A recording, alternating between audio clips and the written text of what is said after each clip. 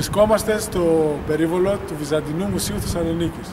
Καταρχάς, είναι ένα παράδειγμα δόμησης του αστικού χώρου, το οποίο επειδή ακριβώς πατάει επάνω στις καλύτερες αρχιτεκτονικές παραδόσεις που έχει αναδείξει ο λαός μας, είναι πολύ πιο κοντά στον άνθρωπο. Είμαστε δίπλα από τον δρόμο και αυτή τη στιγμή εδώ έχει απόλυτη ησυχία και γενικά είναι ένας τρόπος να δομήσουμε τον αστικό χώρο που είναι πολύ πιο κοντά στις ανθρώπινες ανάγκες. Αν αντιδιαστήλουμε αυτό το πολύ ωραίο κτίριο με το Δημαρχείο που χτίστηκε από την προηγούμενη διοίκηση ακριβώς από δίπλα, θα αντιπαραβάλουμε δύο εντελώς διαφορετικές αντιλήψεις για τη ζωή. Μία αντίληψη για τον πολιτισμό που έχει ως επίκεντρο τον άνθρωπο και μια αντίληψη ματαιοδοξίας, μιας εξουσίας που ορθώνεται επάνω από τους πολίτες και ενίοτε τους καταδυναστεύει.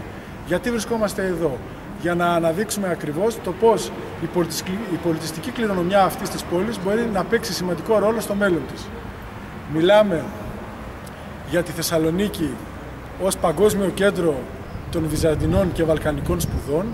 Μιλάμε δηλαδή για μια κίνηση που θα υπομνηματίσει την ενότητά μας, την πνευματική ενότητα με τα Βαλκάνια και την Ανατολική Ευρώπη. Μιλάμε για μια κίνηση που προοπτικά θα άνοιγε την Θεσσαλονίκη ώστε να καταστεί αυθεντικά διεθνής πόλη, κοιτώντας εκεί που πάντοτε κοιτούσε, στα Βαλκάνια και την Νοτιοανατολική Ευρώπη. Επίσης μιλάμε για ένα τρίγωνο πολιτισμού, να το συνδυάσουμε με την πατρίδα του Αριστοτέλη, εκεί που αυτή τη στιγμή σήμερα δυστυχώς λαιλατείται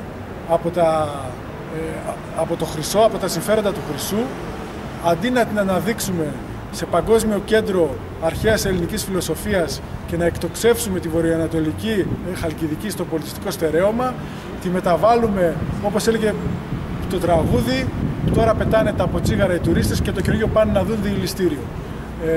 Αυτός είναι η πρόταση, αν θέλετε, της κυρίαρχης πολιτικής. Εμείς απέναντι σε αυτό αντιτάσσουμε μια πρόταση πολιτισμού που θα μεταμόρφωνε την ίδια την πόλη.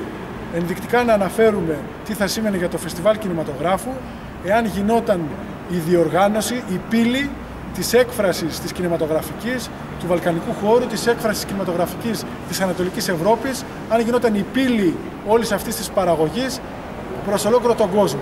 Θα ήταν μια διεθνής διοργάνωση που όμοιά της δεν θα υπήρχε στο παγκόσμιο κινηματογραφικό στερέωμα και άρα θα έπαβε να είναι ο φτωχός συγγενής των υπόλοιπων ευρωπαϊκών διοργανώσεων. Βλέπουμε δηλαδή το πώς κρυμμένες πραγματικότητες που κάνουν παράλληλες διαδρομές με τη δική μας την καθημερινότητα μας δίνουν έμπνευση για να μπορέσουμε να απαντήσουμε με δημιουργικό τρόπο στις προκλήσεις του μέλλοντος.